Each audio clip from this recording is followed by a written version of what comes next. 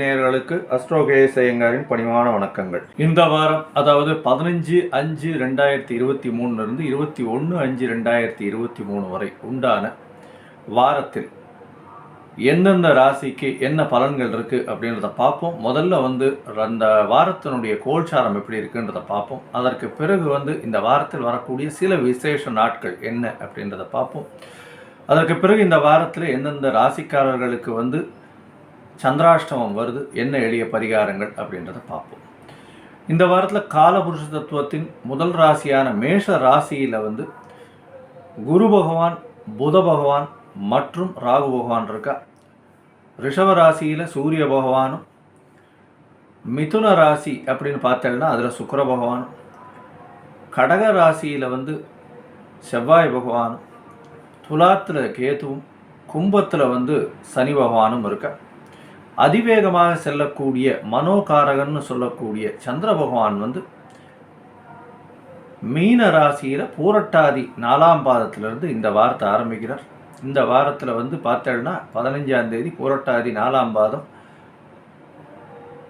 அன்னைக்கு மீன ராசியில் இருக்குது. அதிலிருந்து 21ஆம் தேதி வரலும் பார்த்தேனால் மிதுன ராசி மிருகசீரிஷம் 3ஆம் பாதம் வரலும் போகிற ராத்திரி 10:30 மணிக்கு 21ஆம் தேதி ராத்திரி 10:30 மணிக்கு மேலே மிருகசீரிஷம் 3ஆம் பாதத்துக்கு போய்டுறார். அதனால் பார்த்தேனால் கிட்டத்தட்ட ஒரு 3-4 ராசியை கிராஸ் பண்ணுறார். அதாவது மீனம், மேஷம், ரிஷபம், மிதுன ராசிக்கு என்ட்ராயர் அந்த மாதிரி இருக்குது. இந்த வாரத்தில் வரக்கூடிய நல்ல சிறந்த நாட்கள் அப்படின்னு சொல்லக்கூடியது இந்த வாரத்தில் 15ஆம் தேதி அன்றைக்கே ஏகாதசின்றது வைணவர்களுக்கு உண்டான ஒரு பெரிய ஏற்றமான நாள். அதில் விரதம் இருந்து அடுத்த நாள் துவாதசி பாரணம் பண்ணுவாள். அதாவது அடுத்த நாள் துவாதசி அன்னைக்கு காத்தால ஒரு 9 மணிக்குள்ளேயே பெருமாளுக்கெல்லாம் பண்ணிவிட்டு அந்த ஃபுல்லாக சாப்பிட்றது அந்த இது பண்ணுவாள். ஆனால் துவாதசி அன்னைக்கு மத்தியானம் தூங்கக்கூடாது அப்படின்னு சொல்லிடுவாள். அதனால் சாப்பிட்டீங்கன்னாலும் முடிச்சுட்டு பெருமாளோட இது பார்த்துட்டுருக்கணும்.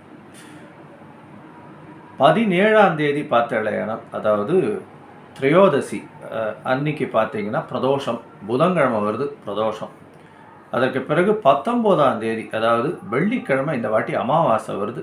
அமாவாசை ஒரு பெரிய ஏற்றம். என்னென்னா, நம்முடைய முன்னோர்கள், மூதாதையர்கள், பித்ருக்கள் அவர்களை நினைத்து நம்ம விடக்கூடிய என்ன சொல்கிறது, கொடுக்கக்கூடிய விஷயங்கள் அன்றைக்கி அவங்களுக்கு தர்ப்பணம் பண்ணுறது அதெல்லாம் பண்ணுவாங்க.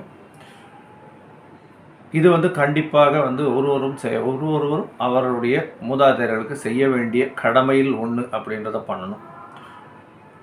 அவர்களுடைய மூதாதையர்களுக்கு செய்ய வேண்டிய கடமை மட்டுமல்ல, அன்னைக்கு செய்ய வேண்டிய புண்ணிய காரியங்கள், அமாவாசை அன்னைக்கு செய்ய வேண்டிய புண்ணிய காரியங்கள் அப்படின்னு பார்த்தாலேயானால் முன்னோர்களை நினைத்திருப்பதும் கோவிலுக்கு வழிபட சொல்வதும் மிகப்பெரிய ஏற்றமான விஷயம். அதை தவிர தான தர்மங்கள் செய்யலாம். மிச்சப்படி எந்த ஒரு விஷயமும் அன்றைக்கி தொடங்கிறது கூடாது அப்படின்றது தான் ஜோதிட சாஸ்திரமும் சொல்கிறது. ஏன்னா சூரியனும் சந்திரனும் 180 பாகையில் இருக்கக்கூடிய காலத்தில் சந்திரனுடைய ஒளி ஒன்றுமே இல்லாமல் இருக்கும். அதாவது 0 டிகிரியில் இருக்கும்போது, சூரியனும் சந்திரனும் 0 டிகிரியில் இருக்கும் பொழுது, அதாவது ஒரே இடத்துல இருக்கும் பொழுது 180 பாகைனா பௌர்ணமி ஆடும். இது அமாவாசைன்றதுனால 0 டிகிரியில் இருக்கும்போது சந்திரனுக்கு ஒளி எதுவும் இல்லாத காலகட்டம்ன்றதுனால எந்த ஒரு நல்ல ஒரு விஷயத்தையும் எடுக்க வேண்டாம் அப்படின்றத சொல்கிறோம், அறிவுறுத்துகிறோம். முடிந்தவரை முன்னோர்களுக்கு, பித்ருக்களுக்கு செய்ய வேண்டிய கடமைகளை கண்டிப்பாக செய்யணும். அருகில் இருக்கக்கூடிய கோவில்களுக்கு சென்று அங்கே பக்தி பூஜைகளும் எதுவும் பண்ணுறது மிகவும் சிரேஷ்டம் அப்படின்றது சொல்கிறேன். இந்த வாரத்தில் யார் யாருக்கெல்லாம் சந்திராஷ்டமம் அப்படின்னா, கடகம், சிம்மம், கன்னி, துளாராசிக்காரர்களுக்கு 21ஆம் தேதி ராத்திரி ஒரு 10:30 மணிக்கு மேலே ஆரம்பிக்கிறது. ஸோ இந்த 4 ராசிக்காரர்களுக்கும் சந்திராஷ்டமம் இருக்குது. எளிய பரிகாரம்னு சொல்லக்கூடிய சந்திர பகவானுக்கு அல்லிப்பூவோ இல்லைன்னா வெள்ளை அரளி மாலை கோர்த்து சிவன் கோவிலில் கொடுத்துட்டு வர்றதும், பிள்ளையாருக்கு பூஜை பண்ணிட்டு வர்றதும், நரசிம்மருக்கு பானகம் அம்சேவ் பண்ணுறதும் பெரிய ஏற்றத்தையும் மாற்றத்தையும் இந்த வாரம் நிச்சயமாக கொடுக்கும். இப்போ ஒரு ராசிக்கா இந்த வாரத்தில் எப்படி இருக்குது அப்படின்றத பார்க்கலாம். கும்பம். அவிட்டம், சதயம், பூரட்டாதி இந்த 3 நட்சத்திரம் 9 பாதங்களை கொண்ட ராசி. ராசியின் அதிபதின்னு சொல்லக்கூடியவர் வந்து சனி பகவான். சனி பகவான் ஆட்சி பெற்று போயிருக்கார். ஆண் சனி. அதனால ஸ்ட்ரெஸ் ரொம்ப அதிகமா இருக்கும். அதுவும் வந்து உங்களுடைய ராசிக்கு 6ஆம் அதிபதியான சந்திர பகவான் அதிவேகமாக செல்லக்கூடிய கிரகமான சந்திர பகவான் மனோகாரகன் வந்து உங்களுடைய ராசியிலிருந்து இந்த வார்த்தை ஆரம்பிக்கிறார். அதனால வந்து சனியும் சந்திரனும் சேர்ந்திருக்கிறது புணர்ப்பு யோகம்னு சொல்லுவோம். 15ஆம் தேதியிலிருந்து 21ஆம் தேதி வரலும் உண்டான வாரத்துல பார்த்தீங்கன்னா 15ஆம் தேதி அதிகாலை வரலும் வந்து அதாவது 4:30 மணி வரலும் வந்து உங்களுடைய ராசியிலேயே இருக்கார். இந்த காலகட்டத்துல உடல் நலத்துல கொஞ்சம் சற்று கவனம் தேவை. ஸ்ட்ரெஸ் கொஞ்சம் அதிகமாக இருக்கும். வேலை பளு ரொம்பவும் அதிகமாக இருக்கும். அதனால கொஞ்சம் மைண்ட் ரிலாக்ஸ் பண்ணிட்டு பண்றது ரொம்பவும் முக்கியம் அப்படின்றத வலியுறுத்துறேன். இதை தவிர உங்களுடைய ராசிக்கு 2ஆம் இடத்துல வந்து 6ஆம் அதிபதி போறார். அது வந்து உங்களுக்கு ஒரு பெரிய ஏற்றத்தையும் மாற்றத்தையும் கொடுக்கும். ஏன்னா பணவரவு அபரிமிதமாக இருக்கக்கூடிய காலகட்டமாக இருக்கும். பணவரவு அபரிமிதமாக இருக்கும் அப்படின்னா 2ஆம் இடத்துல 6ஆம் அதிபதி இருக்கிறதுனால புதுதாக கடன் வாங்கக்கூடிய வாய்ப்புகள் உண்டு. வேலை செய்யும் இடத்துல வந்து உங்களுக்கு ஒரு பெரிய அங்கீகாரம் கிடைக்கக்கூடிய வாய்ப்புகள் உண்டு. நீங்கள் வந்து வேலை செய்கிற இடத்துல உங்களுக்கு ஒரு இன்கிரிமெண்ட் கொடுப்பாங்க. உங்களுடைய அங்கீகாரம் நல்ல ஒரு ஏற்றத்தை கொடுக்கக்கூடிய வாய்ப்புகள் இந்த வாரம் உங்களுக்கு வரப்போகுது. எந்த இடத்துல வேலை செய்கிறீங்களோ அங்கே ப்ரொமோஷன் வரக்கூடிய வாய்ப்பு நிச்சயமாக இருக்கும். உங்களுக்கு வந்து திருமண யோகமும் இந்த வாரத்தில் நிச்சயமாக இருக்குது. அதாவது இந்த வாரத்தில் என்ன குரு பகவான் 3ஆம் இடத்துலேருந்து உங்களுடைய ராசிக்கு சப்தமத்தை பார்க்கறதுனால இதுவரையும் திருமணத்துக்கு பார்த்து கொண்டிருப்பவர்கள் இந்த வாரம் பார்த்தடையானால் கண்டிப்பாக செட்டில் ஆகக்கூடிய வாய்ப்பு உண்டு. அதுவும் வந்து 17ஆம் தேதி 19ஆம் தேதி இந்த 3 நாட்கள் 17ஆம் தேதி கார்த்தால ஒரு 8 மணியிலிருந்து 19ஆம் தேதி வந்து மத்தியானம் ஒரு 2-2:30 மணி வரலும் பார்த்தடையானால் கண்டிப்பாக உங்களுக்கு இந்த திருமண யோகம் திருமணம் அமையக்கூடிய வாய்ப்புகள் நிச்சயமாக இருக்கும். இதை தவிர வந்து உங்களுடைய முயற்சிகள் அனைத்தும் வெற்றி பெறக்கூடிய வாய்ப்புகள் நிச்சயமாக இருக்கு. வேலையில மிகப்பெரிய ஏற்றம், தொழிலில் மிகப்பெரிய ஏற்றம் இருக்கும். உங்களுடைய ராசிக்கு 4ஆம் இடத்துல வந்து சந்திர பகவான் 19ஆம் தேதியிலிருந்து 21ஆம் தேதி வரலும் போறார்.